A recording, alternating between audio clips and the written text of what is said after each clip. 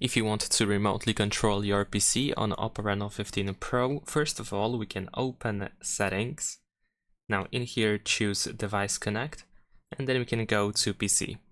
In order to be able to remotely control your PC from your phone, we have to go to the Remote PC Control option, and then we need to use the OPPO Connect on our computer.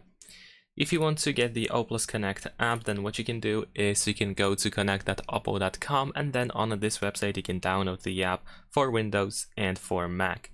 Once you get the app, you can also use your OPPO account in order to quickly connect your computer with your phone, and usually it happens automatically. But the good thing is that you don't really need to use an account. If you don't want to, we can also click on Remote Control over here, and then we can, for example, use the device code over here and the device password that we have on the right side. And then on the phone, we can choose to connect to a new device. And then in here, we can switch from account to password if you want to use the device code and the password that is generated in the app. For the account synchronization, you can of course choose this account option in here. And that is pretty much it. Leave a like and subscribe.